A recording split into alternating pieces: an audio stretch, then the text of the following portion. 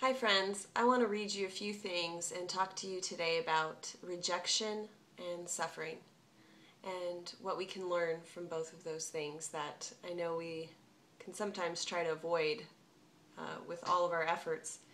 I wrote this the other day as I was thinking about feelings of rejection and trying to understand it. I said, I'm convinced of this. The lower, the higher, the darker, the brighter. The more pain, the more joy. The capacity for feeling expands in all directions by the carving out of grooves and ruts in the heart, by the hard chisel and hammer of pain. The unseen hands that are working until they're bleeding and we're breaking again and again and again. And I'm sure that everyone can relate with some amount of rejection, whether it be when you were younger and rejected by certain cliques, or from somebody that you were dating, or a spouse, or even your children.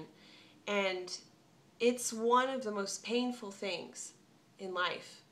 And I was trying to come to terms with it and how to deal with it, how to look at it. And if you're a musician, you know that that's just part of the territory of doing this in the business. You're going to get rejected all the time.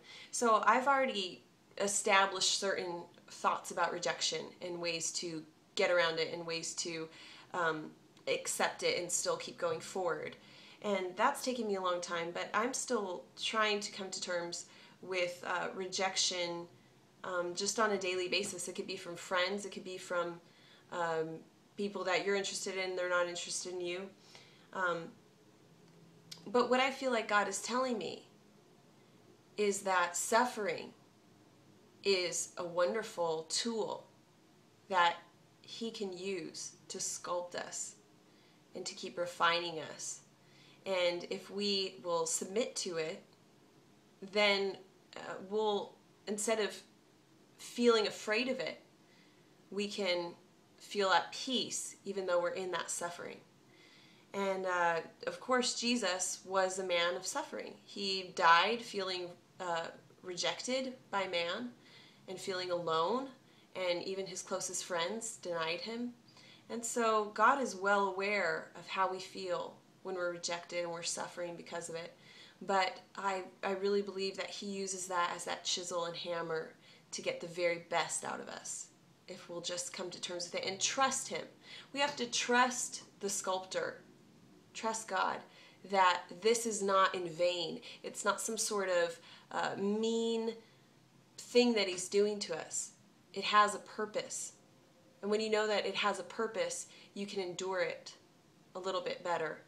And instead of running away from it, trying to cover over it by food or by alcohol or by sex or by wrong relationships or a million other things, by success, by chasing money, we'll be able to get still enough to actually feel those feelings of rejection, loneliness, and suffering, and we'll be able to let God use those to mold us and to teach us. And the Bible does talk about suffering, but it also has great promises. This is a song that I sang on Sunday when I was leading worship. Let me find the words. It says, I'm pressed down but not crushed, persecuted not abandoned, struck down but not destroyed. I'm blessed beyond the curse, for His promise will endure, that He's going to be my strength. Though the sorrow may last for a night, His joy comes in the morning. And that's the truth.